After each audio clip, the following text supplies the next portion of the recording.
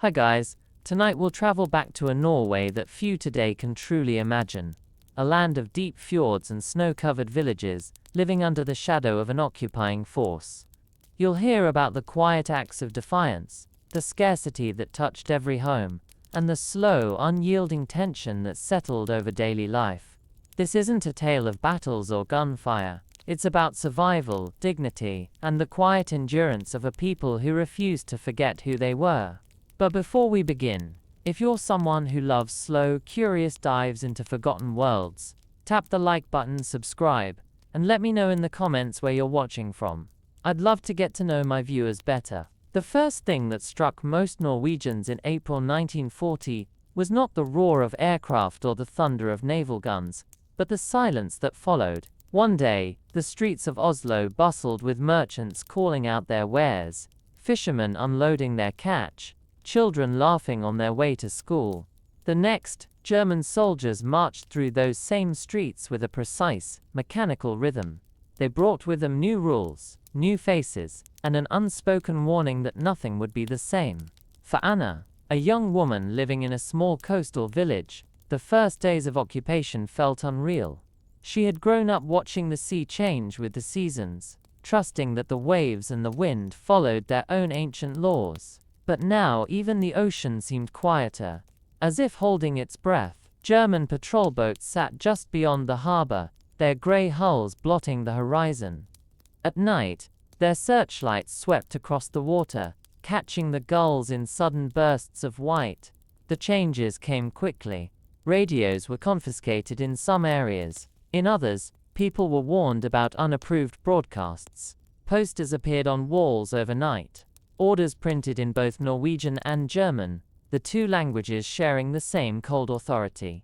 Curfews were set, and those who lingered outside after dark risked more than just a reprimand. For Anna's family, the most immediate change was in the kitchen. Butter, sugar, coffee, things that had been part of their everyday table, vanished into ration books and long lines. The smell of fresh bread from the bakery became rare, almost nostalgic.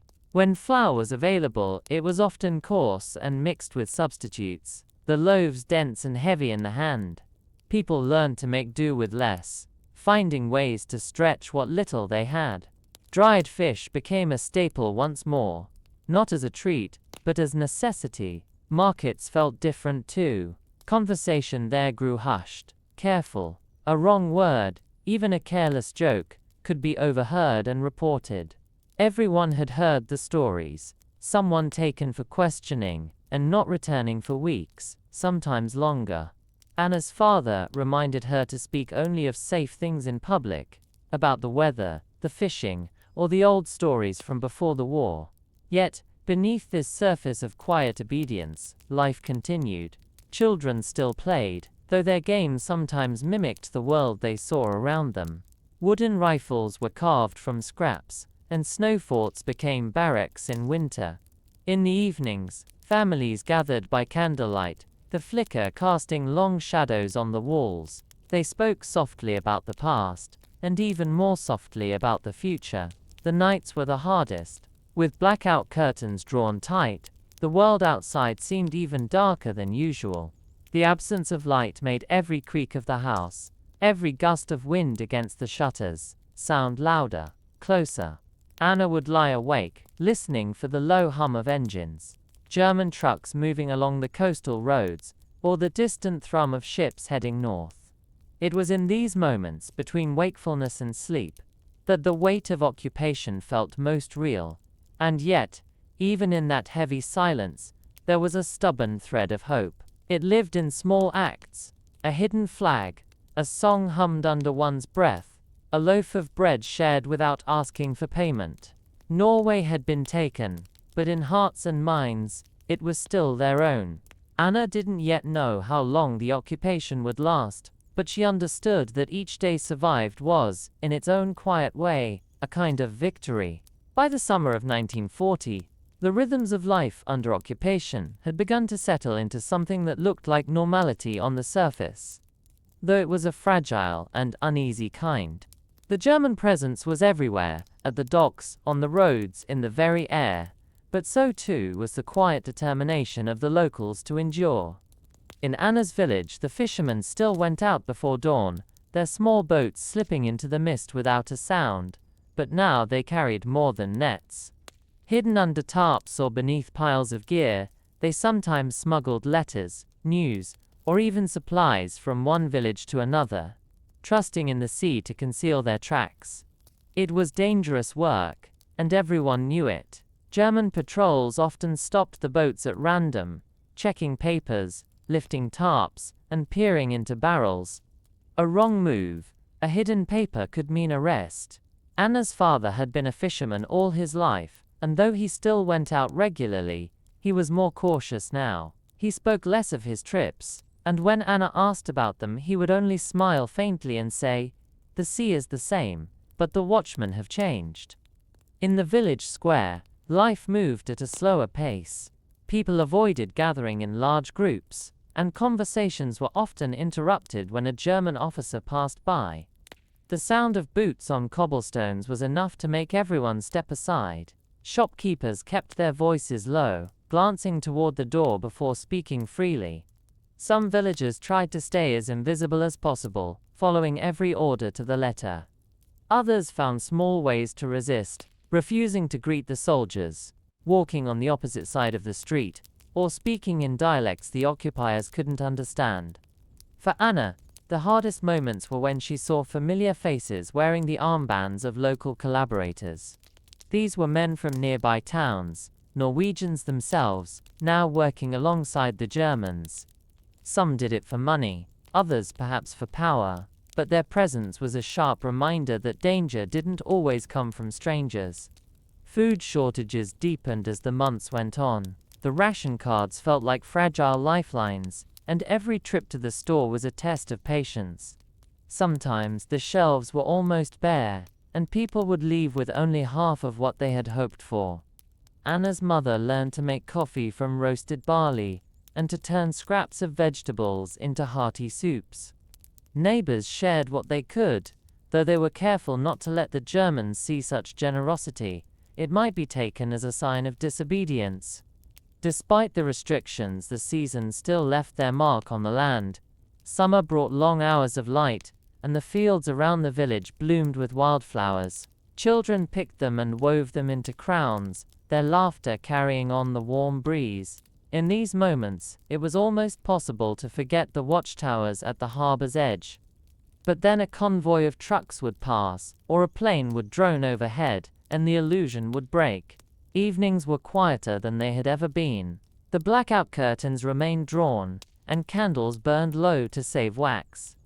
Anna sometimes sat by the window in the dark, listening to the soft lap of the tide, and thinking of friends she hadn't seen since before the occupation.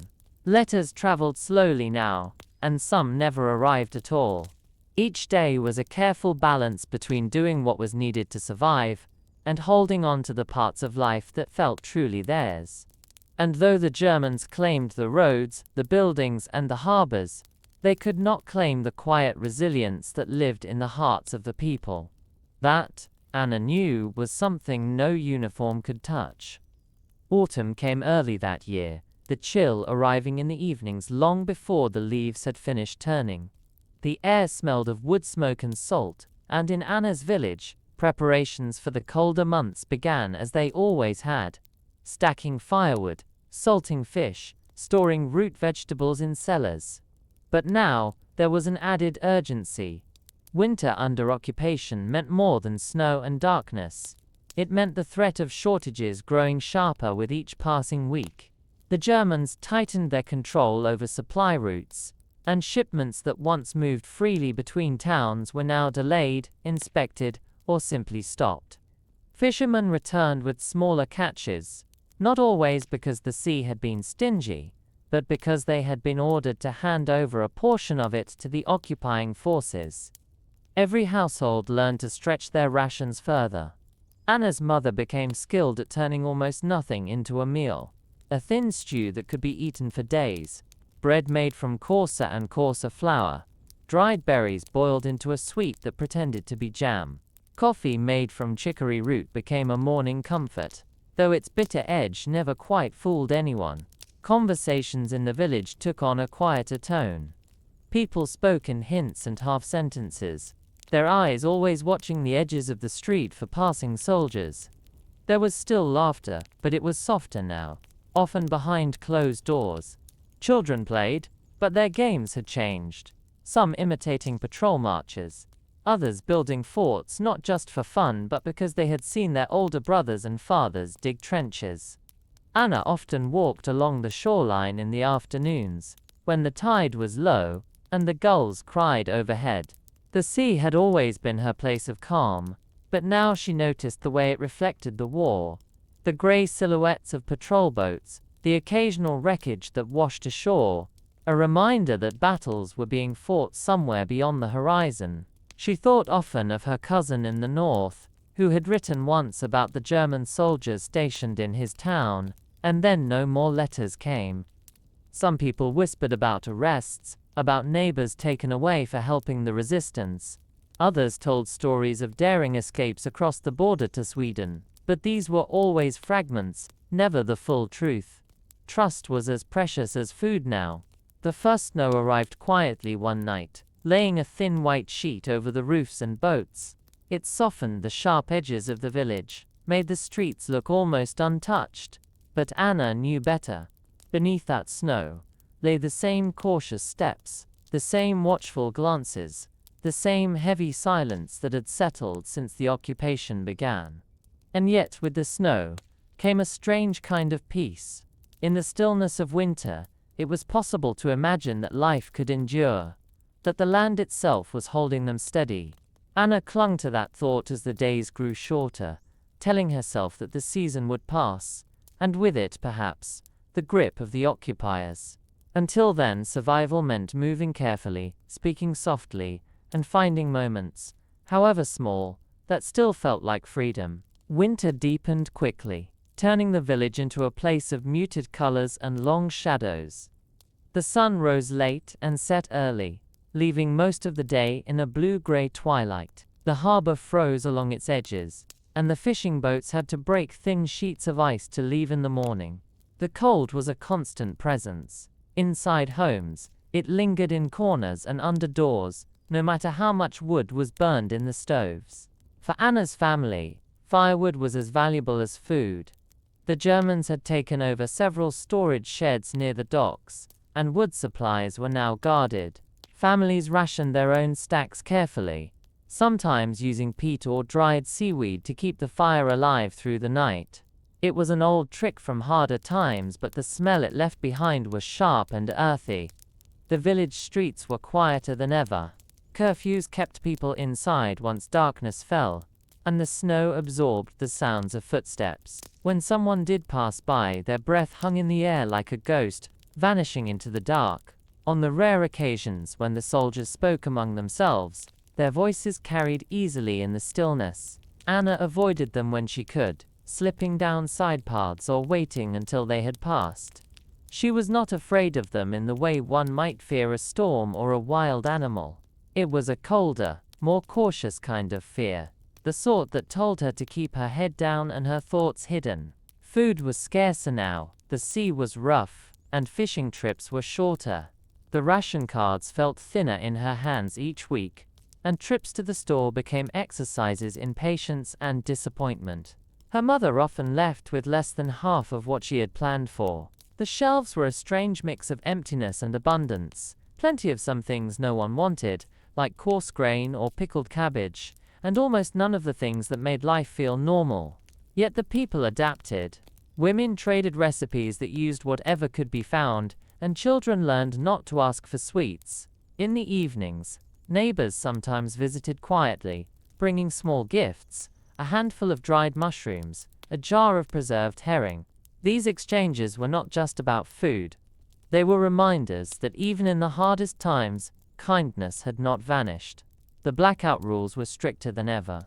Every window had to be sealed with heavy fabric, every light dimmed.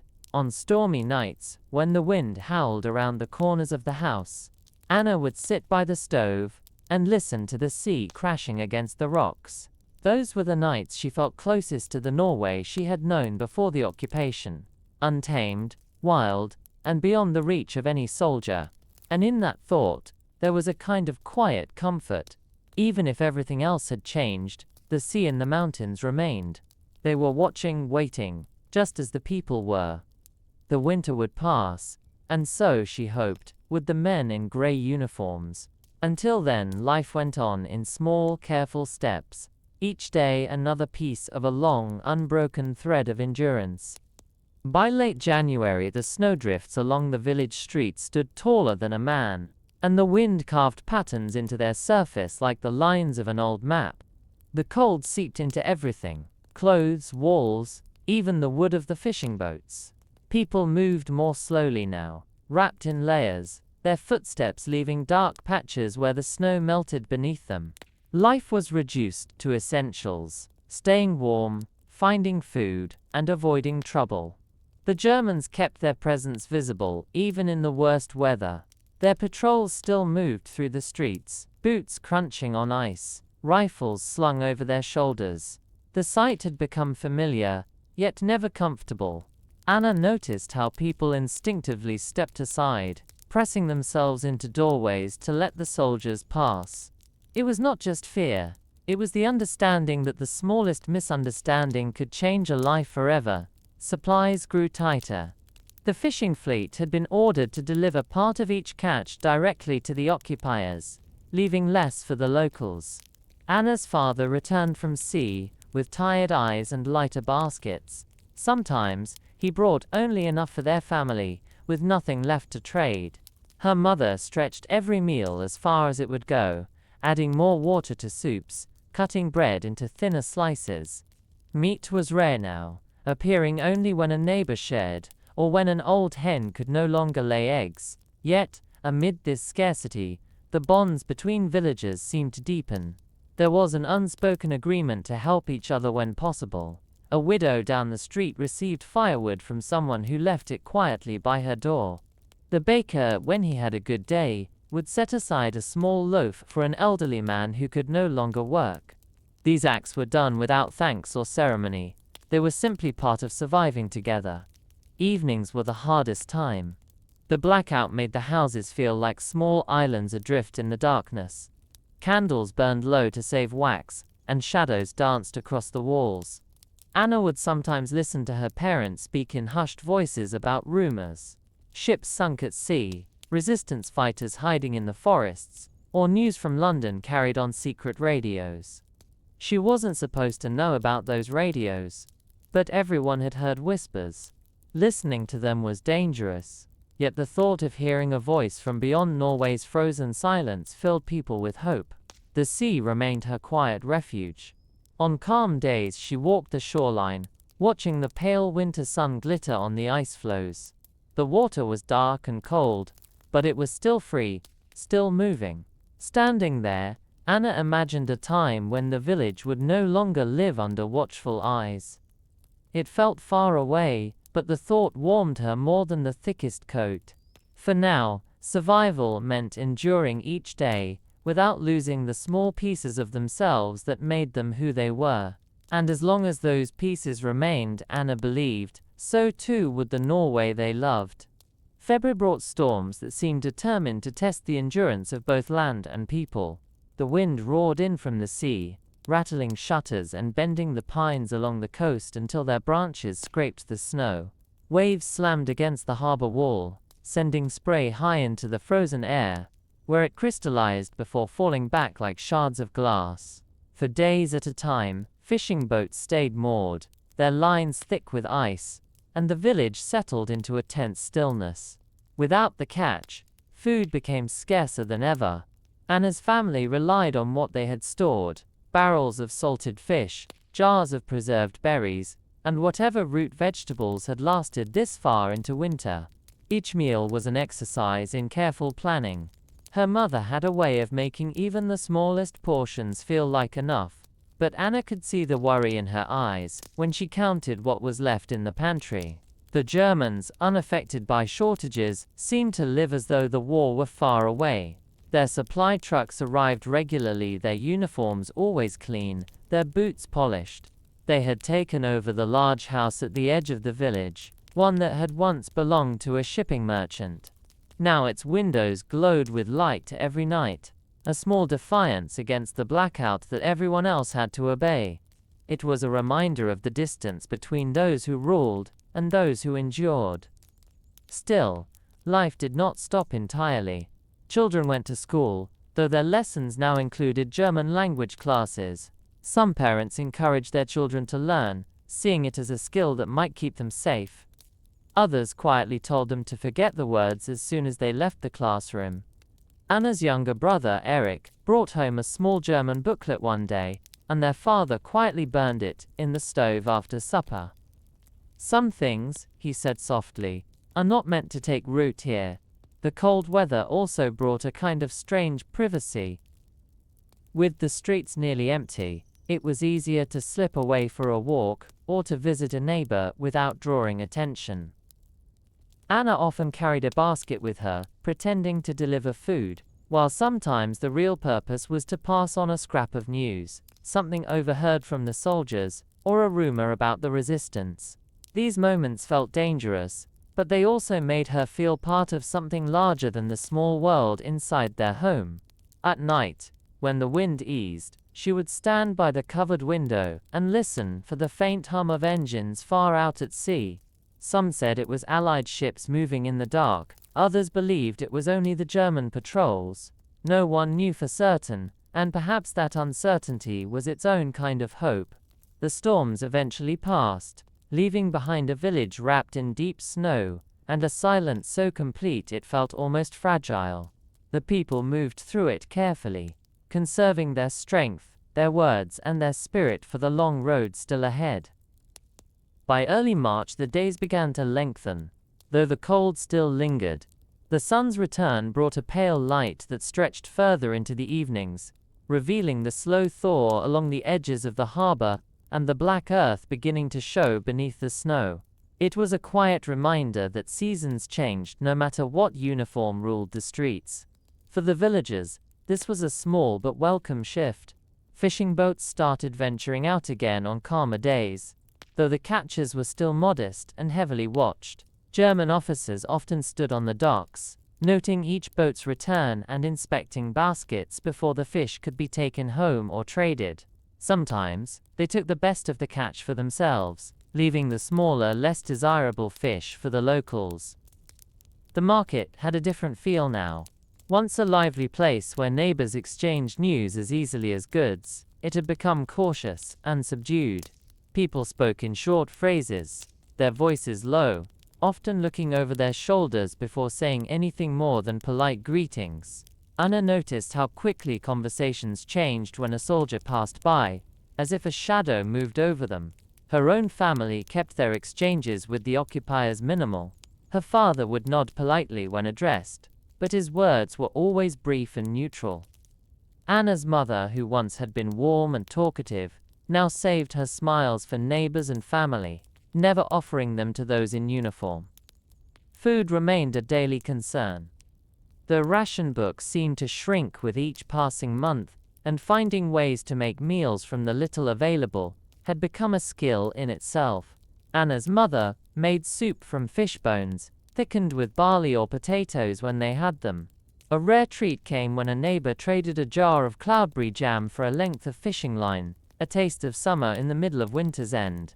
There were whispers of more resistance activity in the region. No one spoke openly about it, but small signs appeared. A German signpost knocked over during the night, a piece of paper slipped into a coat pocket with a single word, "Soon." Anna didn't know who was behind it, but she felt the quiet spark it lit inside her. Even the smallest act of defiance seemed to make the air feel lighter. In the evenings, she and her brother still walked to the shoreline when they could, standing together to watch the horizon. The sea remained both a barrier and a lifeline, dangerous under the watch of patrol boats, yet a constant reminder that the world beyond Norway still existed. Eric sometimes asked her what she thought would happen when the war ended, but she never gave an answer. It felt too fragile a hope to put into words. And so life went on, balanced between survival and patience, each day carrying the weight of waiting. The snow would melt, the ice would break, and the seasons would turn again. The occupiers could not stop that, and perhaps, Anna thought, they could not stop other changes either. By late March, the snow was retreating from the rooftops, dripping steadily into the gutters, and the streets were lined with narrow channels of meltwater. The air smelled faintly of damp earth, and though the wind off the sea was still sharp, there was a promise of spring hidden in its edges. For the villagers, this change in season brought a cautious relief. War or no war, nature was shifting forward. The Germans seemed less affected by the seasons. Their routines were the same: patrols through the streets, inspections at the docks, sudden visits to the shops. They walked in pairs or groups, their boots clattering against the cobblestones, their presence turning even a warm day cold. In the marketplace, stalls reopened one by one, though their offerings were meager.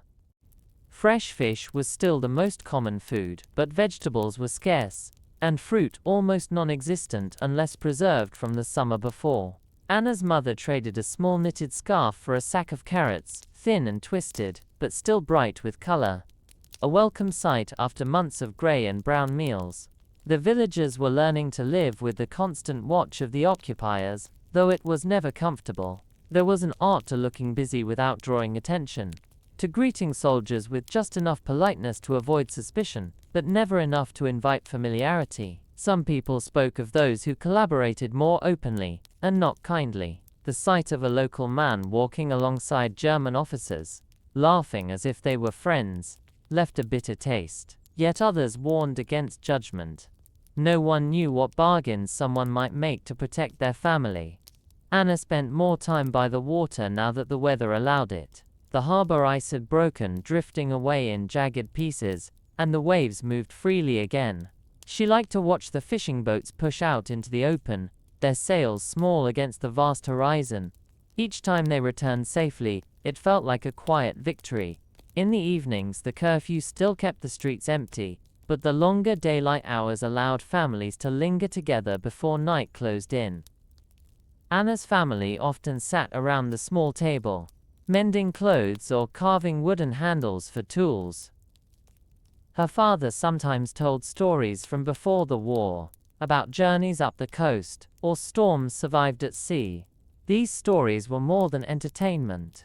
They were reminders of who they had been, and who they still were beneath the occupation. Rumors continued to drift through the village like smoke. Some spoke of Allied ships spotted far offshore, others of resistance fighters in the forests. Whether true or not, these stories gave people something to hold on to. Anna found herself imagining the day when the soldiers would be gone, when the marketplace would be full again, and the sea would belong only to those who lived by it. For now she walked home through the damp, thawing streets, the scent of salt and earth in the air, and told herself that spring was coming, no matter who stood guard at the harbor. Kudet Erzal. April arrived with sudden bursts of sunlight between days of steady rain. The snow was gone from the streets, replaced by slick cobblestones and puddles that reflected the gray sky. The sea smelled stronger now, carrying the scent of kelp and salt into the village. For Anna, it was a relief to feel the damp air without the sting of frost, though the warmth brought no change in the way the Germans moved through the town. Patrols continued as if the winter had never ended, their boots splashing through the same puddles as everyone else's. The marketplace grew livelier with the arrival of early spring goods. Barrels of pickled herring reappeared, along with bundles of fresh herbs and the first small baskets of eggs from backyard hens. People still traded more than they bought, knitted socks for a jar of honey, a few hours of labor for a wedge of cheese. Coins were less valuable than goods now, and trust in neighbors carried more weight than any official ration. The fishing boats were returning more regularly, though always under the watchful eyes of German officers. Inspections at the docks had become so routine that the fishermen no longer bothered to hide their frustration. Instead, they kept their heads down, saying little until the soldiers moved on. Anna's father once told her that the sea gave freely, but the occupiers always took first. Still, the work continued, because it had to. Life at home began to shift with the season. Windows were opened during the day to let in fresh air, though blackout curtains were still drawn tight at night. Anna's mother planted small pots of herbs in the kitchen, the green shoots bright against the worn wooden table. Eric, her younger brother, found scraps of driftwood along the shore and carved them into small toys, a boat, a bird, a horse. It was a quiet reminder that even in wartime, childhood tried to find its place. Rumors of resistance activity grew more frequent. There were whispers of weapons hidden in the hills, of coded messages sent by fishing boat, of supplies smuggled in under the cover of night. No one spoke too loudly, but eyes lit up briefly when the subject arose, as if each story was a breath of fresh air. Anna never asked directly, but she listened closely. The rain made the nights darker than usual, the sound on the roof masking the occasional rumble of trucks on the road. Sometimes she lay awake, imagining them passing far beyond the village, carrying orders and soldiers to places she had never seen. She wondered if somewhere else, another village was listening to the same rain, waiting for the same quiet hope. And so the days moved forward, not quickly, but steadily. The occupation still wrapped itself around every part of life, yet with each change of season, the people found new ways to endure. The land kept turning, the sea kept moving, and Anna held on to the belief that one day, the soldiers would be gone, leaving only the sound of waves and the wind through the pines. Eggs, Anna. The May brought a brighter sky and longer days, though the mornings were still edged with chill. The hills beyond the village began to green, dotted with small flowers that seemed almost defiant in their color. The sea turned a deeper blue, calmer now, and the gulls circled noisily above the fishing boats that left the harbor at first light. Life seemed to stretch a little in the warmth, but the occupation's weight had not lessened. German patrols were as regular as the tides, their uniforms crisp even under the sun. They watched the docks closely, sometimes questioning the fishermen for longer than necessary, as if looking for something they could not name. Anna's father spoke less about his work, offering only brief answers when she asked about the day's catch. She sensed there were things he did not want her to know, things better left unspoken. The marketplace, though still quiet compared to years past, began to offer more variety. Early vegetables appeared, small cabbages, bundles of spring onions, and even a few precious baskets of strawberries. These were rare enough to be shared in tiny portions. A single berry passed from one hand to another like a jewel. Bartering remained the lifeblood of the village economy. Anna once traded a length of homespun wool for a jar of honeycomb, its golden light catching in the sun as she carried it home. In the evenings the family sat with the windows open, just enough to catch the soft air.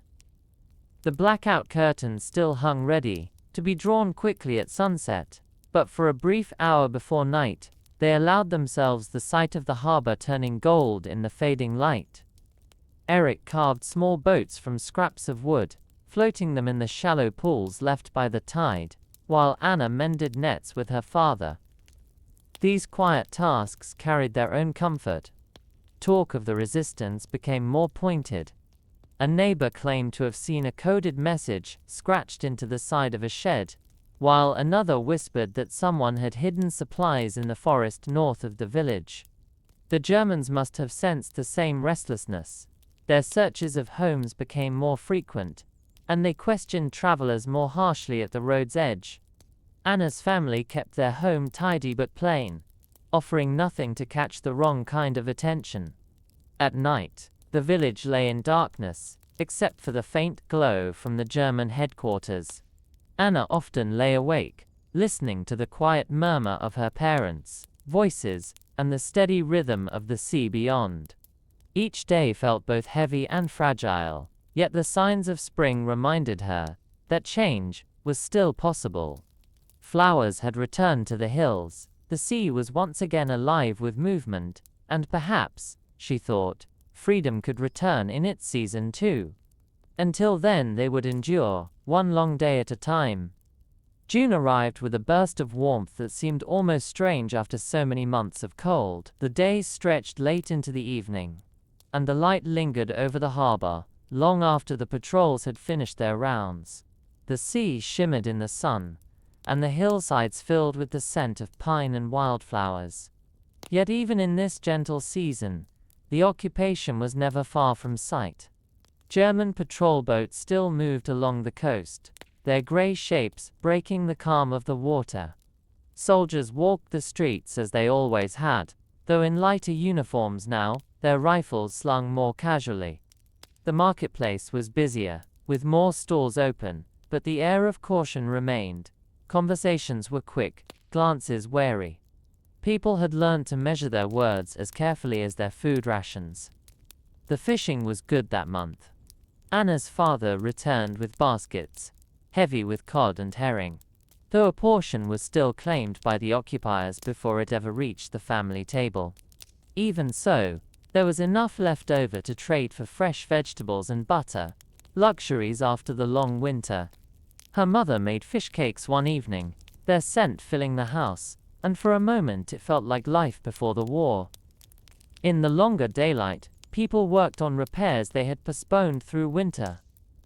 Nets were mended in the open air, boats were scraped and painted, and houses saw fresh coats of whitewash. The Germans rarely interfered with this work. Perhaps even they understood that a village could not survive without its own upkeep. Anna took every chance to walk along the shore. She gathered driftwood, collected shells, and sometimes just sat listening to the waves. On certain days, she spotted distant ships far out at sea, too far to tell whose they were. Her father would only say, "Not all ships are enemies," before changing the subject. Whispers about the resistance grew bolder in the warmth. There was talk of supply drops from the air, of secret meetings in barns, and of coded signals sent with lanterns from the hills. Anna never saw these things herself, but she sensed the truth in the way people moved with more purpose, their eyes holding a spark they had kept hidden through the winter. Evenings were the best time, with the sun still hanging low at 10 o'clock, families lingered outside, talking softly while children played in the grass. The curfew still applied, but the light made the hours feel longer, and the world seemed a little less controlled. Anna would sit on the steps with Eric, watching the last glow fade from the sky. "One day," he whispered, "we'll see this without soldiers."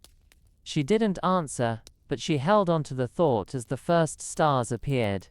Summer had come, and with it, a reminder that even under occupation, life could still find moments of beauty.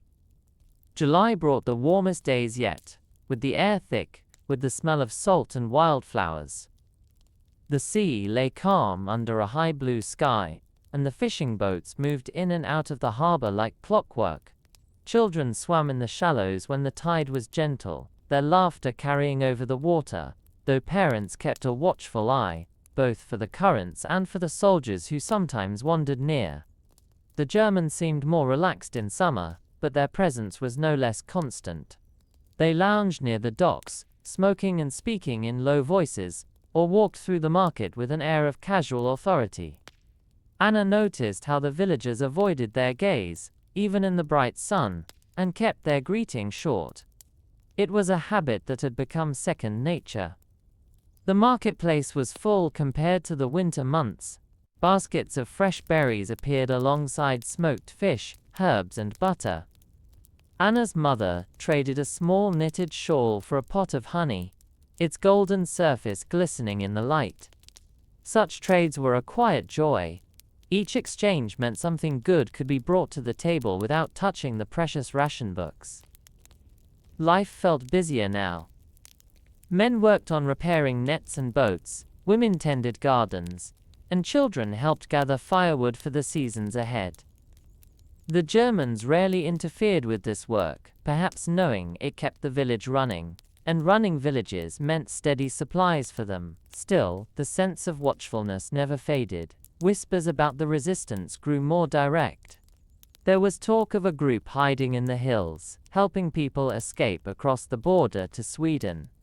Some said they had even received supplies from Allied planes at night.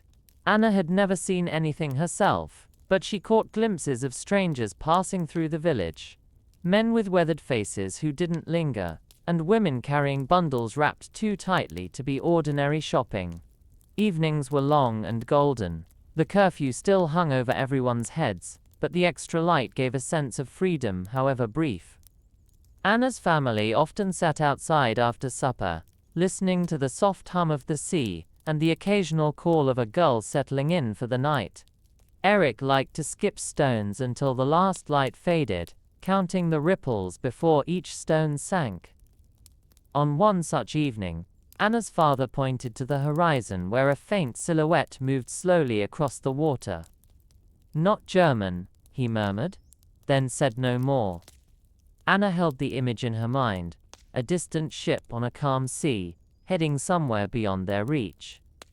It was a reminder that the world was still turning outside their occupied shores, and that one day, perhaps, those distant movements would draw closer. For now the village kept working, trading, and watching, each day carrying the weight of survival and the quiet hope for change. August arrived with a deep, steady warmth that wrapped the village in slow, unhurried days.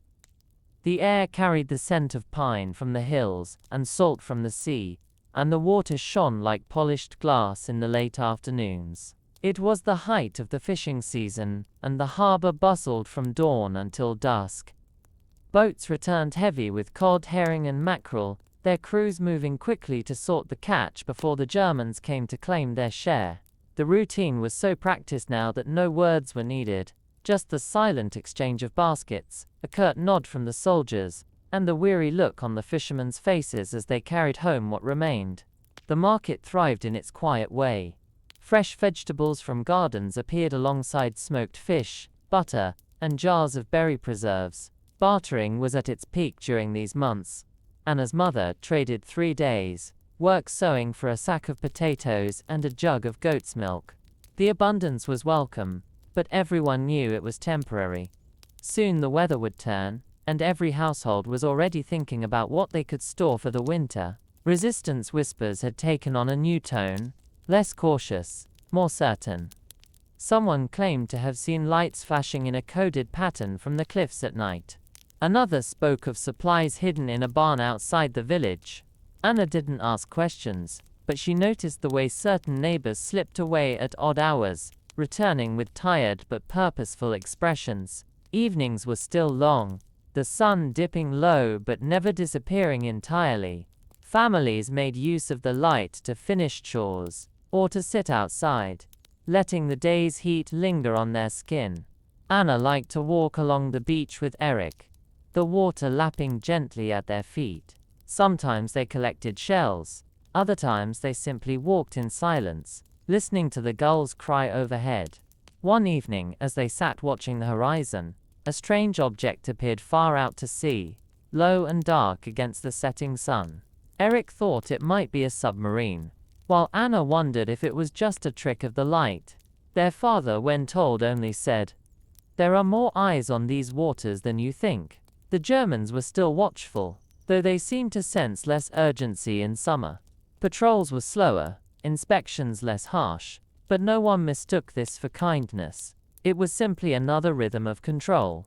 Anna's family lived within these patterns, careful not to draw attention, but also refusing to let the season pass without its small pleasures. They ate fresh berries with cream when they could, dried herbs for winter, and stored barrels of salted fish in the shed. August would not last forever, but for now, the sun was warm, the sea was generous, and the quiet hope of something beyond the occupation lingered in the long golden evenings. September crept in with cooler mornings and a sharper wind off the sea. The days were still bright, but the light had changed, more golden now, and shorter with each passing week. The hills above the village began to show the first hints of autumn, patches of yellow and red among the pines. For the fishermen, this was a time to work quickly. The sea could still be generous, but storms would soon become more frequent. Anna's father rose before dawn, often returning in the late afternoon, with his hands stiff from the cold water. The Germans still waited at the docks, checking every boat. Their presence had become so routine that no one questioned it, though the resentment in the air was as sharp as the wind. The marketplace shifted with the season. Fresh berries were gone, replaced by root vegetables, dried fish and jars of preserves. People traded sacks of flour for onions, skeins of wool for smoked mackerel. Every exchange carried a sense of preparation, each household thinking ahead to the months when the earth would be frozen and the sea less forgiving. Anna helped her mother store food in the cellar, stacking jars of pickled cabbage and salted herring alongside baskets of potatoes. They spoke little while they worked, each of them aware that a hard winter was coming. Whispers of resistance were no longer rare. There were rumors of sabotage in nearby towns, a bridge damaged, a storehouse burned. The Germans responded with stricter patrols and sudden inspections, sometimes searching homes without warning. Anna's family kept their small house neat and unremarkable, never leaving anything out that could be questioned. Yet she noticed how her father sometimes lingered at the docks, speaking quietly with men she didn't know well, men who never seemed to stay in the village long. Evenings grew cooler, and families spent more time indoors. The blackout was stricter again, as though the approaching darkness of winter gave the occupiers more reason to control the night. Anna sat by the stove, mending clothes or helping Eric with his schoolwork.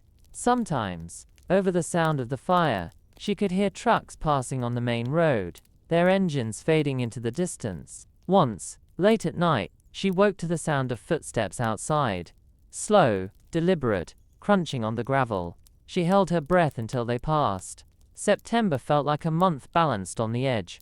Summer's ease slipping away. Winter's wait, not yet arrived. In that narrow space, the village worked quietly, storing food, mending nets, and preparing for whatever might come. Anna felt the change in the air, not just in the weather, but in the people. There was a sense that something was building, just beyond sight, and that the long nights ahead would bring more than snow. October arrived with a damp chill that clung to the air, carrying the scent of wet leaves and salt. The hills above the village glowed with autumn colors, but the beauty felt fragile, as though the next storm could strip it away overnight. The days shortened quickly, and the evenings grew heavy with mist rolling in from the sea. Fishing became more unpredictable. Some mornings were calm and clear, the boats gliding out across glassy water, while others were marked by sudden squalls that sent them rushing back to harbor. The Germans continued their inspections, their grey coats darkened by rain, boots leaving deep prints in the mud along the docks. Anna's father said little about their encounters, though Anna noticed the tightness in his shoulders when he returned. The marketplace reflected the season's shift. Stalls were fewer now, their tables stacked with late-harvest vegetables, dried fish, and thick loaves of coarse bread. The sound of barter replaced the light chatter of summer. People traded woolen gloves for a jug of oil, or jars of pickled beets for candles. Everyone seemed to be thinking ahead, filling cellars and storerooms before the first hard frost. At home, Anna helped her mother prepare for winter. They patched old blankets, sealed gaps in the windows, and stacked firewood in neat piles behind the house. Each task was done without complaint, but with the quiet knowledge that the coming months would test them again. The whispers of resistance had taken on a sharper edge. A German supply truck was said to have been attacked on the road to a nearby town, and there were rumors of arrests that followed. The soldiers in the village seemed more alert, their patrols more frequent. They stopped people on the streets more often, asking questions with an air of suspicion that made even the innocent feel guilty. Anna kept her head down when they passed, her eyes fixed on the cobblestones. Yet despite the tension, life continued in small, stubborn ways. Children still walked to school, their breath clouding in the cold air. Neighbors still shared food when they could spare it, though these exchanges were quieter now, sometimes done in the dark. The sea remained Anna's refuge. On calm days, she walked the shore, the cold wind tugging at her hair. She collected smooth stones and bits of driftwood, her thoughts drifting to a time when the horizon did not carry the threat of war. In the evenings the family gathered close to the stove, the warmth, a shield against both the chill and the unease outside. October felt like a pause before something heavier, a narrowing of the year into a season where every day would require more effort, more patience, and more endurance.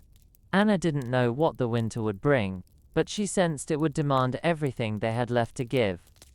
November settled over the village like a heavy blanket, thick with fog and damp cold. The days were short now, the sun barely climbing above the horizon before slipping away again, leaving long stretches of twilight and night.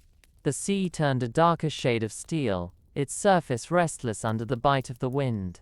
Fishing trips became fewer, the boats venturing out only when the weather allowed, and even then, the catches were smaller. The Germans maintained their watch, with the same precision as ever. Their patrols seemed sharper in the fading light, the crunch of boots on frozen ground echoing down the narrow streets. Sometimes, they stopped villagers without reason, asking questions that had no safe answers. Anna learned to keep her responses polite but brief, never letting her voice betray frustration or fear. The marketplace was quieter, its stalls reduced to the bare essentials: sacks of potatoes, jars of pickled vegetables, barrels of salted fish. People bought little and traded more, knowing the weeks ahead would be lean. Anna's mother kept a careful inventory of their cellar, marking each jar and sack to ensure nothing was wasted. Firewood became as precious as food. The piles behind each house were guarded closely, and some families began using peat or even dried seaweed to stretch their supplies. The smell of smoke hung low over the village, mingling with the sharp scent of the sea. Whispers of resistance still traveled through the streets, but now they carried a note of urgency. A man from a neighboring village had disappeared after being questioned, and there were stories of hidden radios sending messages into the night.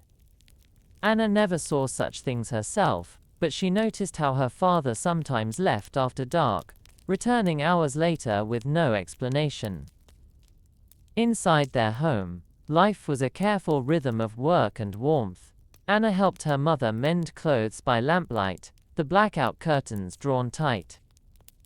Eric studied his lessons at the table, his breath fogging slightly in the cool air. On stormy nights, the wind rattled the shutters, and the sound of the sea crashing against the rocks was louder than any voices. The isolation of winter began to settle in, but so too did the quiet strength of routine. One evening, as Anna walked to fetch water, she paused to watch the harbor. A single light flickered far out at sea, then vanished. She didn't know if it was a fishing boat or something else, but it stirred a strange mix of hope and unease. November felt like the beginning of a long test. Of patience, of endurance, of the will to keep going in the face of cold and scarcity. The village moved through it with quiet determination, each day another step toward the distant promise of spring. December arrived with snow that fell steadily for days, covering the village in a thick, muffled silence. The roofs, streets, and harbor walls were buried under white, and the air carried the kind of stillness that made every sound seem sharper. The sea steamed faintly where it met the frozen air, a dark ribbon against the endless pale. Fishing slowed almost to a halt. The boats that did venture out returned with smaller catches, often rimmed in ice from bow to stern. The Germans remained as visible as ever, their dark coats and rifles stark against the snow. They moved through the streets in pairs, leaving deep tracks that froze into the hard-packed ground. Their voices, foreign and clipped, carried far in the cold air, breaking the winter hush. The marketplace had shrunk to only a handful of stalls, each one guarded against the wind. Most trade happened indoors now, neighbors slipping quietly into one another's homes to exchange goods. Anna's mother traded a loaf of rye bread for a jar of honey, a rare sweetness that made Eric's eyes light up. Every trade was deliberate, every gift carefully considered, for winter did not forgive waste. Firewood dwindled more quickly than expected. The stove burned almost constantly, yet the chill still lingered in the corners of the house. Anna and her mother took to wearing extra layers indoors, while her father checked the woodpile daily with a furrowed brow. Some families were already using makeshift fuel, bundles of dried reeds, bits of scrap wood, anything that would catch a flame. Whispers of the resistance reached them even here. A soldier's vehicle had reportedly been sabotaged on the main road, and there were murmurs about a supply drop in the hills. These were dangerous topics, spoken only behind closed doors, but they spread quickly, warming the air with a sense of quiet defiance. Inside their home, the rhythm of winter took hold. The blackout curtains turned the evenings into a small enclosed world, lit only by lamplight. Anna helped her mother prepare simple meals: fish stew, boiled potatoes, bread when flour was available. On some nights, her father would tell stories from before the war, tales of storms at sea, of journeys to far-off harbors. Eric listened with wide eyes, while Anna found herself clinging to the sound of his voice, steady and warm in the cold. Outside, the snow kept falling, blurring the line between land and sea. One night, as Anna stepped out to bring in water, she noticed a faint light far offshore. It blinked once, twice, then vanished. She stood there for a long moment, the bucket heavy in her hands, wondering if it had been a fishing boat, a patrol, or something else entirely. December was a month of holding on to warmth, onto food, onto hope. The days passed slowly, each one a careful step through the deep winter, with spring still a distant dream. Yet beneath the weight of snow and silence, Anna felt the steady pulse of endurance that no occupation could fully extinguish. January settled in with a cold so deep, it seemed to seep into the bones of the village. The snow was no longer fresh and soft, but hard-packed and uneven, marked by frozen footprints and the narrow tracks of sleds pulling firewood. The air was dry and biting, making each breath feel like it scraped the throat. The sea, dark and restless, sometimes froze in thin sheets near the shore, cracking and shifting with the tides. Fishing was rare now, attempted only on the calmest days. Most boats stayed moored, their hulls dusted with frost, their ropes stiff with ice. Without regular catches, the marketplace had little to offer: barrels of pickled fish, a few sacks of potatoes, jars of cabbage and carrots preserved from the autumn. Trading became more important than ever. Anna's mother exchanged a pair of wool socks for a small wedge of cheese, a luxury they would stretch over many meals. The Germans seemed unaffected by the cold. Their boots crunched over the icy streets as they continued their patrols, rifles across their backs. They carried themselves with the same air of authority as in summer, though their coats were now lined and their hats pulled low. Sometimes they stopped villagers without reason, as if reminding everyone that the occupation was as present in winter as in any season. At home, life was narrowed to the essentials. The stove burned almost constantly, but the woodpile behind the house grew smaller by the day. Anna's father rationed it carefully, adding peat when possible. The smell of burning peat filled the rooms, earthy and sharp, mingling with the scent of fish stew simmering on the stove. The blackout remained strict. The curtains stayed closed from sunset to sunrise, the lamplight inside casting a soft glow over their small world. Evenings were spent in quiet tasks: mending clothes, darning socks, preparing fishing nets for the spring. Eric often sat by the window, sketching boats and gulls from memory, longing for warmer days. Whispers about the resistance had not faded with the cold. If anything, they seemed to grow. There was talk of hidden caches in the forest, of maps passed hand to hand, and of messages carried by fishermen under the cover of darkness. Anna didn't know if all of it was true, but the stories gave her something to imagine on long nights when the wind howled outside. One evening, returning from fetching water, she paused in the snow-filled street. Far out at sea, a faint shape moved slowly across the horizon. It was too dark to tell what it was, but its presence stirred something in her, both caution and hope. January felt like the hardest month yet, a test of endurance for body and spirit. Every task was done with care, every choice weighed against what might come. Yet beneath the weight of ice and silence, the people of the village carried on, their will to endure as steady as the tides that still moved beneath the frozen surface. February brought a relentless wind that swept down from the mountains, carrying fine snow that stung the skin and blurred the edges of the village. The drifts along the main street rose higher than the windowsills, and paths had to be shoveled daily just to keep the doors from sealing shut. The cold pressed in from all sides, finding its way through cracks in the walls and under doors, no matter how much fabric was stuffed into the gaps. The harbor was quiet most days, the fishing boats trapped in place by ice or tied tightly to the docks to ride out the gales. On the rare calm mornings, a few crews ventured out, returning with catches so small they seemed hardly worth the risk.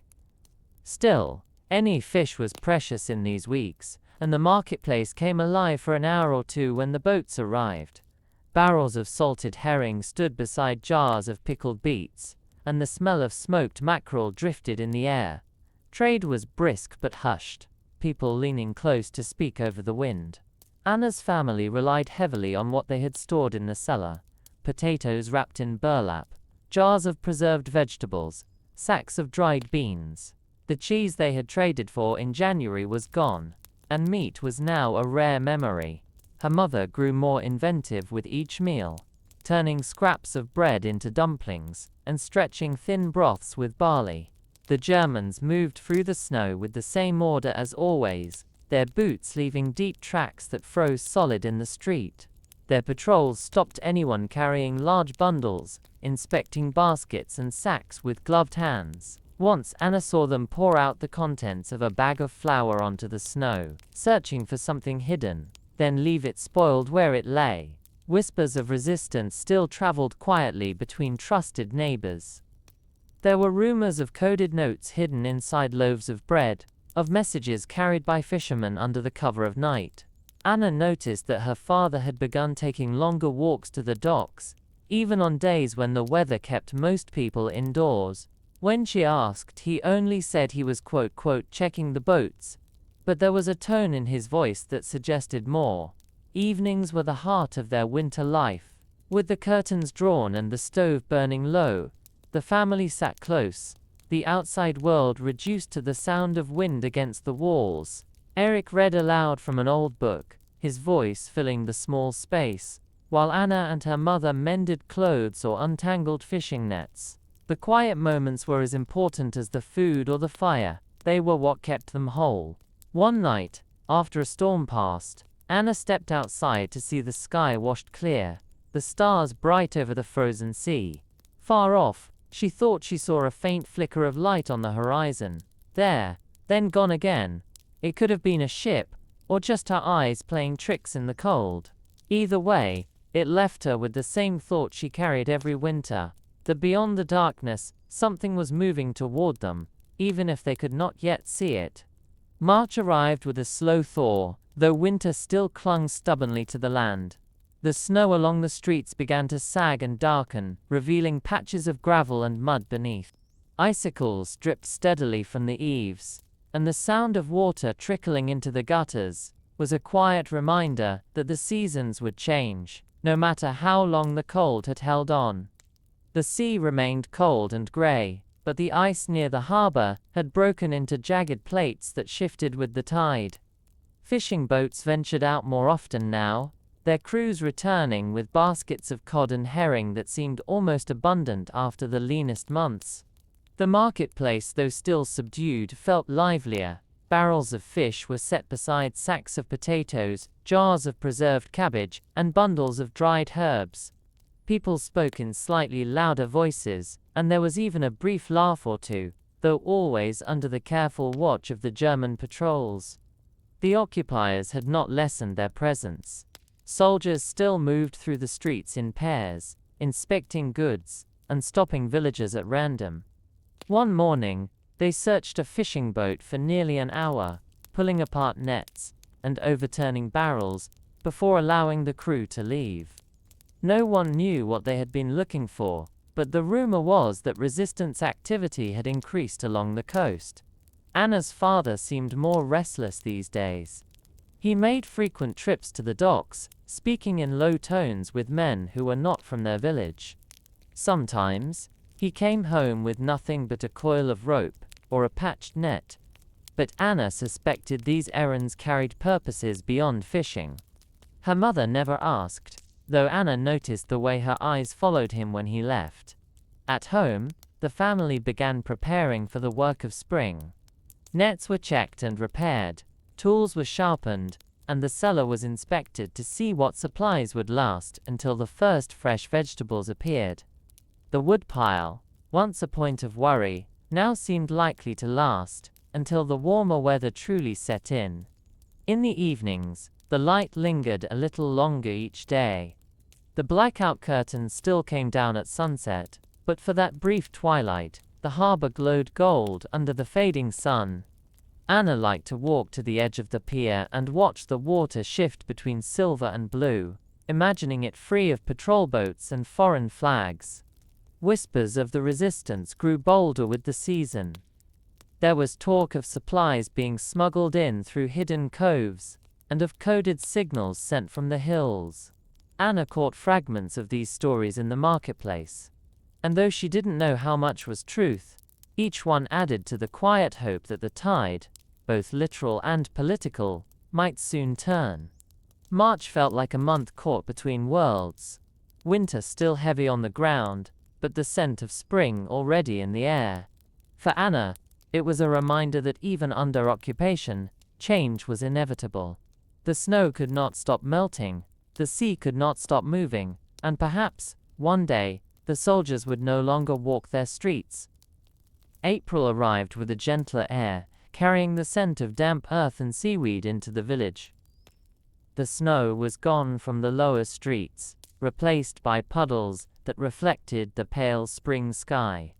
In the hills, thin streams of meltwater cut paths through the moss, and the first green shoots pushed up between the rocks. For the fishermen, it was a welcome change. Warmer days meant calmer seas, and calmer seas meant better catches. The harbor grew busier with each sunrise.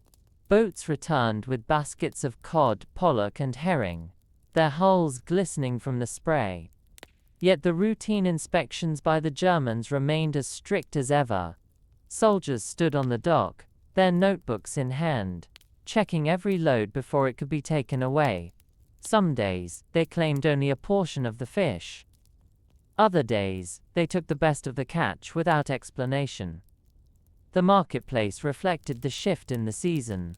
Stalls offered fresh fish alongside the last of the stored potatoes, onions, and carrots from winter. Small bundles of herbs appeared, their scent cutting through the salty air. People still traded more than they bought, but the trades carried a lighter mood now. A jar of honey could be exchanged for a basket of eggs, or a length of net for a loaf of bread baked with precious wheat flour. Anna's family worked to make the most of the warmer weather. Her mother opened the windows during the day, letting the wind carry out the stale chill of winter. Eric helped their father patch a section of the boat's hull, his small hands steady under guidance. Anna mended clothes in the sunlight that poured through the doorway, enjoying the rare warmth on her skin. Still, tension lingered beneath the surface. Whispers about the resistance continued, supply drops in the hills, coded messages in letters, strange lights flashing from the cliffs at night. Anna noticed her father's absences were becoming more frequent, his trips to the docks timed for when the patrols were least likely to be watching. She didn't ask questions, but she listened carefully to the way he spoke when he returned, measured, cautious, but with a spark in his eyes. Evenings were brighter now, and the family often stayed outside until the sun dipped low. The curfew still applied, yet the longer daylight hours gave the illusion of more freedom. Anna liked to sit near the shoreline, watching the sky shift from pale gold to deep blue, the tide curling softly against the rocks. On one such evening, she saw a small boat, far out at sea, moving steadily toward the horizon. It carried no flag, and she wondered whether it belonged to fishermen from another village, or to someone moving in secrecy. April felt like a breath after a long winter, but it was a cautious one. The occupation still shadowed every part of life, yet the signs of renewal were undeniable. The land was waking, the sea was restless, and the people, though careful, seemed ready for something more than just survival.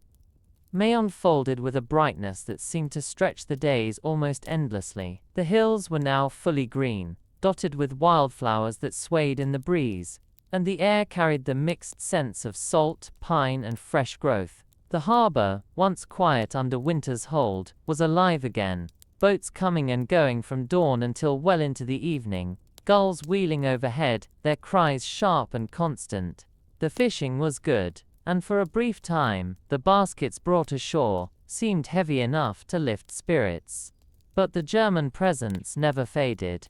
Soldiers still stood at the docks, their expressions unreadable as they inspected each catch. Some days they were in a hurry, waving the fishermen on after a quick glance. Other days they lingered, overturning baskets, running gloved hands through the fish, and taking what they wanted without a word. The market flourished in its quiet way.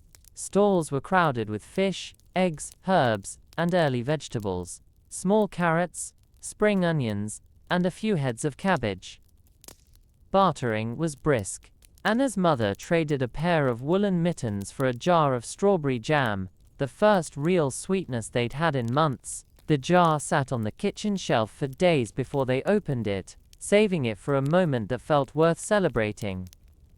Around the village, work turned to preparing for summer.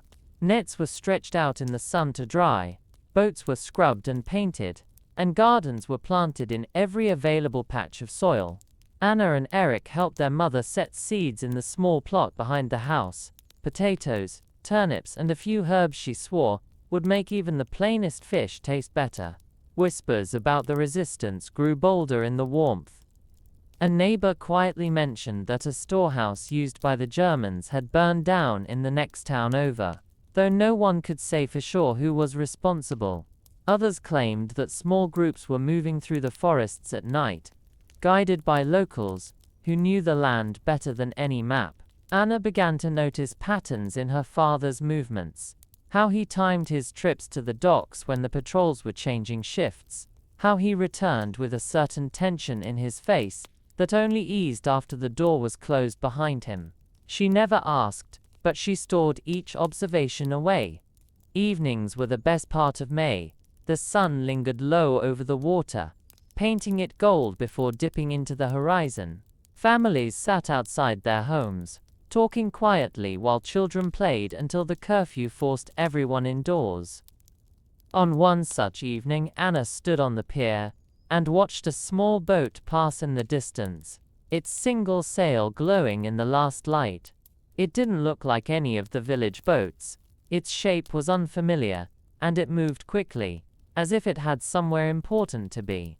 May felt like a month of movement, both in the land and in the people. The season was shifting toward its peak, and though the occupation remained as heavy as ever, there was a sense, just beneath the surface, that change was stirring, waiting for the right moment to break through. June brought the long golden days of summer, when the sun seemed reluctant to leave the sky. The air was warm and smelled faintly of salt and blooming heather, and the hills above the village glowed green under the endless light. Fishing boats came and went almost constantly, their crews working late into the evening to take advantage of the calm seas. The harbor rang with the sounds of gulls creaking wood and the slap of water against the docks. The catches were plentiful now, baskets brimming with cod, mackerel, and herring. But as always, the Germans took their share. Soldiers in lighter uniforms patrolled the docks, their rifles still present even if their coats were gone. They moved among the fishermen, inspecting each haul with the same detached precision, marking down numbers in notebooks, before allowing the rest to be carried away. In the marketplace, summer abundance spilled across the stalls. Fresh vegetables, baskets of berries, jars of honey, and coils of dried fish filled the tables. People traded eagerly, the air buzzing with quiet conversation. Anna's mother exchanged 2 knitted scarves for a pot of cloudberry jam, a treasure she promised to save for winter. Life in the village had a faster rhythm now. Nets were mended in the sun, boats repaired, and gardens tended daily. Eric helped their father on the boat, learning how to coil ropes and mend torn lines. Anna spent her mornings helping her mother and her afternoons walking along the shore, where the sea breeze carried away the heaviness that often settled over her thoughts. Resistance whispers grew sharper with the season. There were rumors of weapons hidden in the hills, and of strangers passing through at night on their way to the border. A fisherman from another village claimed to have seen a foreign ship far out to sea, signaling with lights before vanishing into the mist. Anna began to notice her father leaving after dark more often, returning just before dawn. His face was tired, but there was a glint in his eyes that had not been there in winter. Evenings were long and bright, the sky turning shades of gold and rose before finally deepening into blue.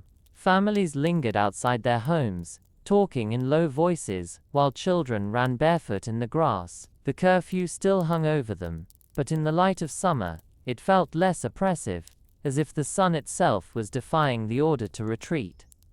One night, standing on the pier, Anna saw a boat slip silently out of the harbor. It carried no fishing gear, no nets, just 3 figures hunched low, their faces turned toward the open water. She watched until it became a shadow against the horizon, wondering if it was part of the whispers she had been hearing. June was a month of motion, of tides, of winds, and of quiet plans being set into place. The occupation still ruled the streets, but in the long light of summer, it felt just a little less permanent, as if something new was waiting beyond the horizon. July arrived with a warmth that seemed to sink into the very stones of the village. The air was heavy with the scent of wildflowers from the hills and salt from the sea, and the days stretched so long that true night barely came at all. The harbor was alive from early morning until the late glow of sunset, boats gliding in and out, gulls swooping low, and the steady murmur of voices over the creak of mooring ropes. The fishing was at its peak. Crews returned with heavy baskets, their catches glistening in the light. But as always, the Germans stood waiting. Now in short-sleeved uniforms, they inspected the halls with the same cold efficiency, claiming their share before allowing the rest to go to market. Their presence had become so routine that the fishermen hardly looked at them, though the resentment was as strong as ever. The marketplace overflowed with summer's abundance. Tables sagged under piles of fresh vegetables, jars of berry jam, smoked fish, and fresh loaves of bread. Anna's mother traded a length of linen she had been saving for months in exchange for a small wheel of goat cheese, a rare treat that they decided to keep for Eric's upcoming birthday. Around the village, life moved with purpose. Gardens needed daily tending, boats constant maintenance, and nets careful repair. Children played in the shallows, splashing each other while mothers called them back when patrols came near. Anna spent long afternoons walking along the shore, her feet sinking into the warm sand, the sound of the waves washing away the weight of the months behind her. Whispers about the resistance had grown more frequent. A neighbor quietly mentioned seeing strangers staying in the old boathouse for a night before disappearing. Another claimed that supplies had been hidden in barrels and smuggled out to sea under the guise of a fishing trip. Anna didn't know if all of it was true, but she felt a change in the air, a sense that these were not just rumors anymore. Her father's absences became longer, and though he never spoke of where he went, the look in his eyes when he returned told her that something important was happening beyond the edges of their small world. Evenings were golden and endless. Families sat outside, the air filled with the smell of cooking fish and the distant cry of seabirds. The curfew still existed, but in the lingering light, it felt almost like a suggestion rather than a command. On one such evening, Anna saw a small boat push off from the shore long after most had gone inside. It carried no lantern, and its passengers rowed in silence toward the open water. She watched until it was swallowed by the horizon, her heart thudding with questions she dared not ask. July was a season of quiet intensity, of hard work, careful preparation, and plans that seemed to move just beneath the surface. The occupation still wrapped around the village like a shadow, but in the bright stretch of summer, it felt thinner, as though one strong wind could finally break it apart. It forque brekitegsai. August brought a softer light to the long days, the sun dipping a little lower each evening, and casting the harbor in a golden haze. The air was still warm, but the wind from the sea carried the first hints of autumn, a cooler edge that stirred the water and rustled through the grasses on the hills. Fishing remained steady, though storms began to roll in more often, sending boats racing back to shore under darkening skies. The Germans remained an unshakable presence, standing at the docks as if they were part of the landscape. Their inspections were as methodical as ever, and though they rarely spoke more than a few words, the tension in those moments was enough to make every fisherman keep his eyes on his own baskets. Anna had learned to read the mood of the harbor, days when the soldiers seemed distracted, and days when they were sharp and watchful, ready to seize more than their share. The market was still full, though everyone knew the abundance would not last. Berries, carrots, and late cabbage filled the stalls, along with smoked fish and jars of preserved fruit. Anna's mother traded 2 loaves of bread for a small bag of dried apples, tucking them away for the colder months. People moved quickly through the stalls, their conversations short, their eyes scanning the crowd for familiar faces and possible listeners. Resistance whispers were no longer rare, they were part of daily life. A neighbor spoke of a German patrol ambushed on the road outside a nearby town. Another mentioned a fishing boat that had vanished one night, believed to have carried people fleeing across the border. Anna didn't repeat these stories, but she carried them with her, feeling the undercurrent of something building. Her father was away more than he was home, returning with the smell of salt and smoke in his clothes. He spoke little, but his gaze was sharper now, as if he saw beyond the horizon. Her mother said nothing about his absences, but Anna noticed how she set aside a portion of each meal, as if expecting another mouth to feed at any time. Evenings were touched with a kind of restless beauty. The light lingered over the water, turning the waves copper and rose before fading to blue. Families sat outside, but there was less laughter now, as if everyone felt the weight of what might be coming. On one such evening, Anna walked the pier and saw a small craft just beyond the harbor, its sail furled, drifting in the current. It stayed there for a long time before slipping away into the dark, and she wondered if it had been waiting for a signal she could not see. August felt like the breath before a change, a time when the village worked, watched, and waited. The occupiers still ruled the streets, but the air carried something new, something that hinted that the hold over them might not be as permanent as it seemed. September arrived with a sharper wind, and the first leaves turning gold along the hillsides. The mornings were cool enough for frost to settle on the grass, melting slowly under the pale sunlight. The sea grew restless, its surface shifting from deep blue to slate gray, and the fishermen watched the horizon more carefully for signs of early storms. The pace of the harbor changed with the season. Boats returned earlier in the day, their catches smaller but still enough to keep the market busy. The Germans were as constant as ever, their presence at the docks a shadow over every exchange. They checked the baskets with gloved hands, occasionally taking more than usual without explanation. No one argued. There was nothing to be gained from defiance in plain sight. The marketplace began to reflect the turn of the season. Fresh berries disappeared, replaced by jars of jam, smoked fish, and root vegetables pulled from the earth before the ground could freeze. Anna's mother traded a length of wool cloth for a sack of potatoes, then bartered some dried herbs for a jug of lamp oil. Every trade carried the same thought: winter was coming, and they would need everything they could store.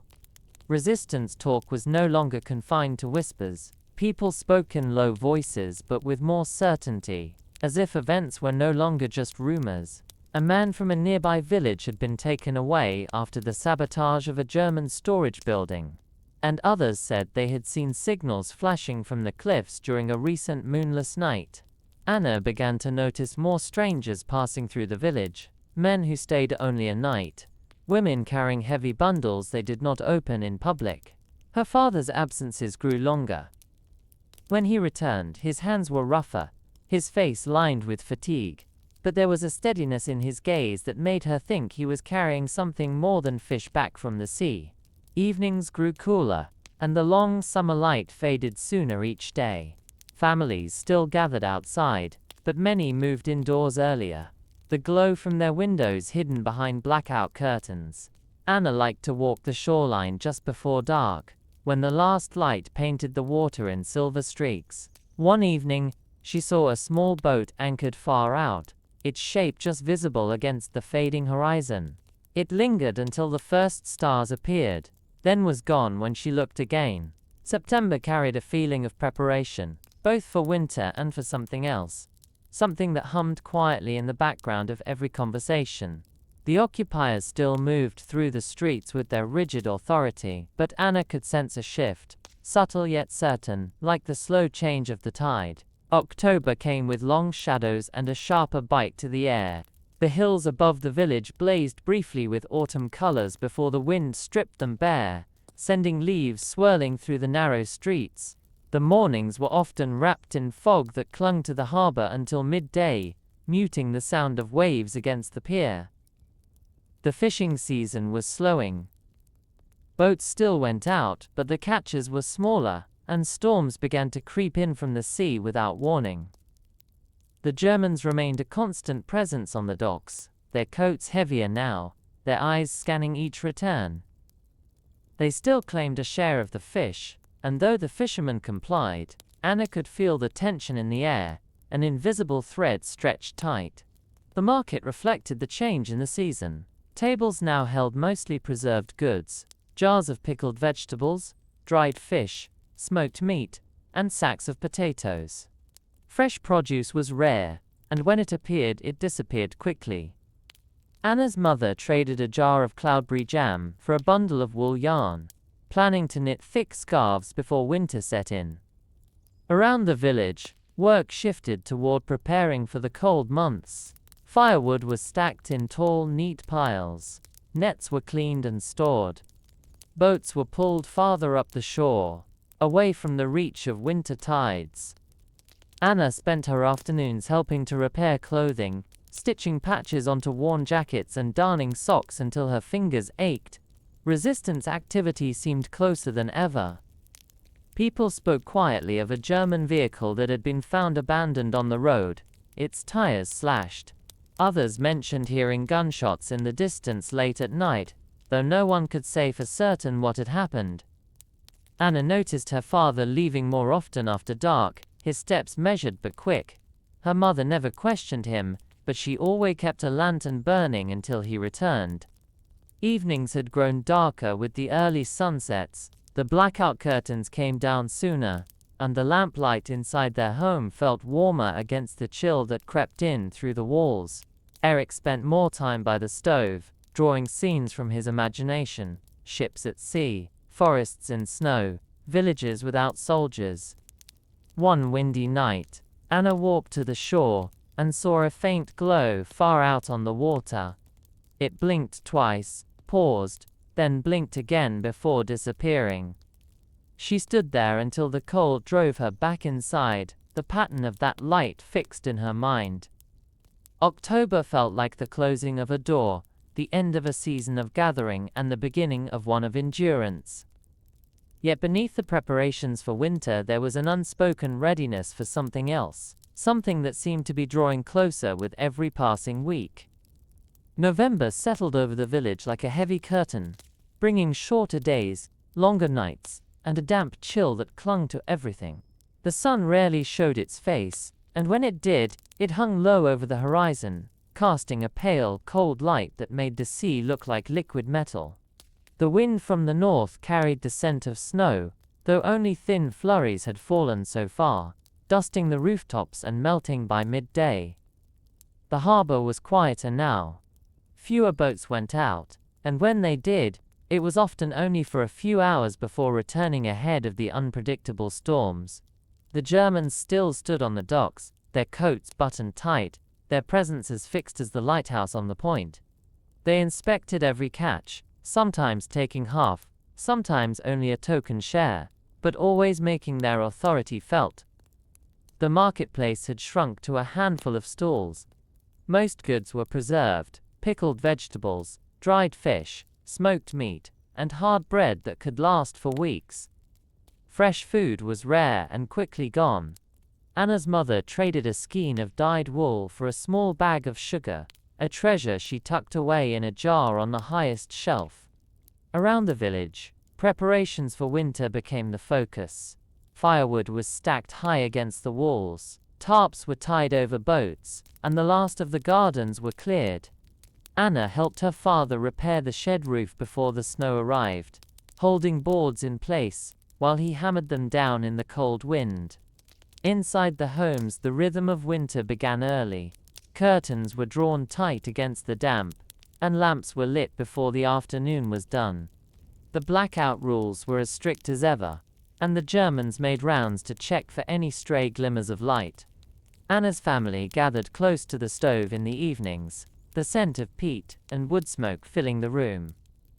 Resistance rumors still threaded through the conversations in hushed tones.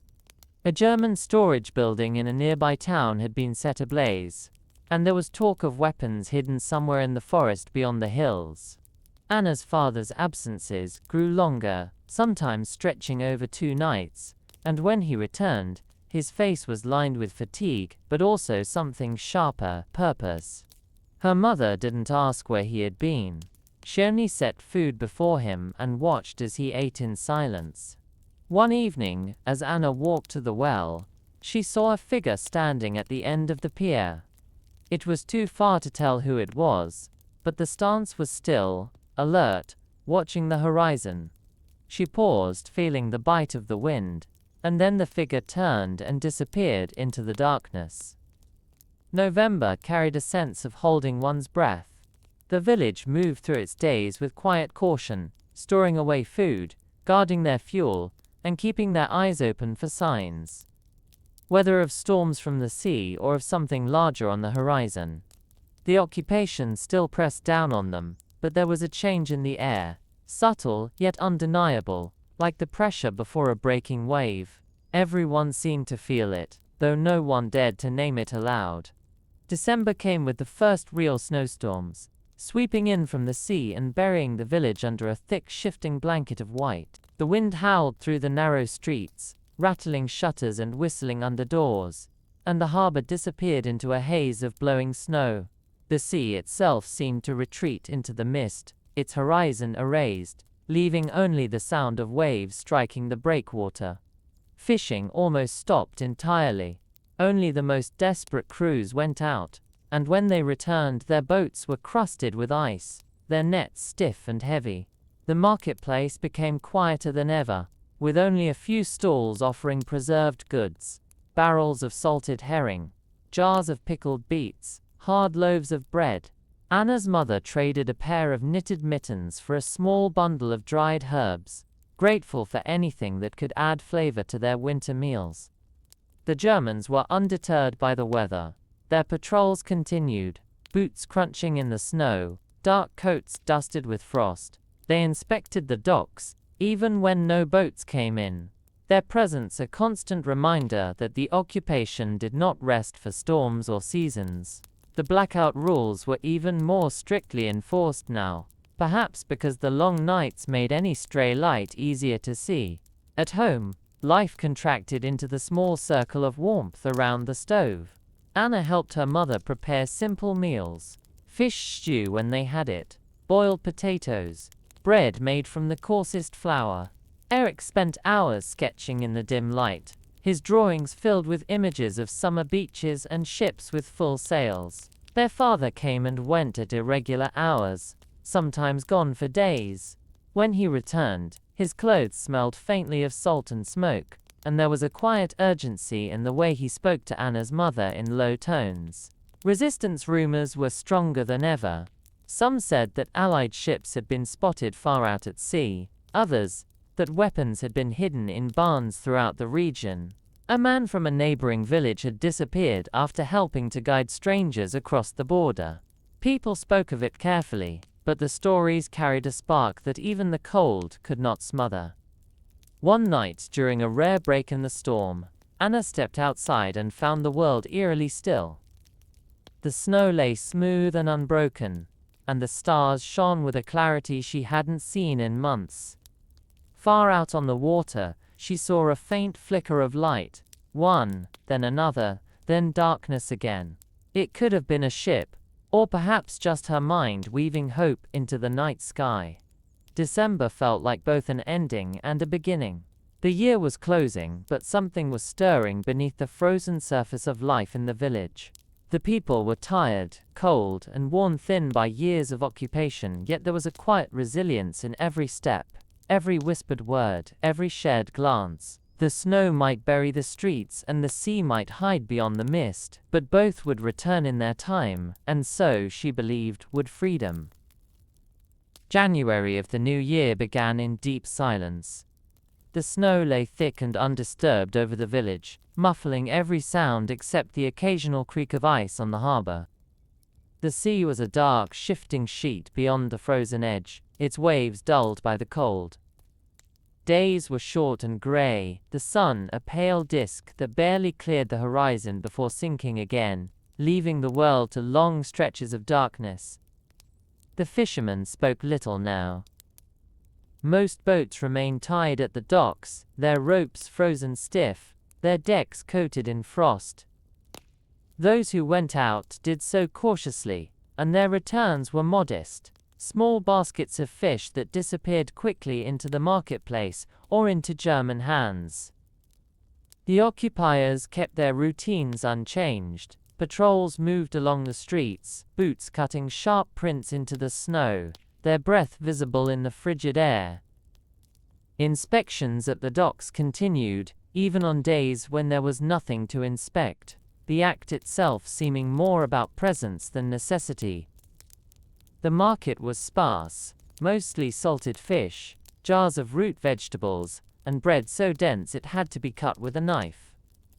Anna's mother guarded their cellar stores carefully, counting each sack and jar. She traded only when necessary, once exchanging a few precious eggs for a small jar of honey, saving it for a day that might feel worth marking. The resistance was no longer just rumor. Everyone knew something was moving beneath the surface. There were fewer strangers in the village now, but more signs. Boot prints leading into the hills, faint lantern light glimpsed between the trees, and the quiet understanding among neighbors that questions should not be asked too directly. Anna's father's absences were no longer explained at all, and when he returned, his eyes seemed older, but his voice carried a calm certainty. Evenings were the heart of winter life. The blackout curtains sealed them in, the stove's glow pushing back the cold. Eric read aloud, his voice steady, while Anna mended clothes or helped her mother prepare for the next day. The wind sometimes rattled the shutters, but inside, they kept a fragile peace. One night, while fetching water, Anna paused on the path. The sky was clear, and the moonlight glinted off the snow, casting the whole village in silver. Out beyond the harbor, a shadow moved across the water, low, deliberate, almost silent. She stood watching until it faded into the horizon, her breath forming clouds in the freezing air. She didn't know if it was friend or foe, but it carried with it a sense of change, like the first shift in the wind before a storm breaks. January felt like the final stretch of something long endured. The weight of the occupation was still there, pressing on every step, but beneath it was a steady pulse of determination. The people of the village had learned to endure cold, scarcity, and fear, but they had also learned to hold on, to their land, to each other, and to the quiet belief that the ice would one day melt, the sea would open wide, and the shadow over their lives would lift. And when that day came, they would still be here, ready to meet it.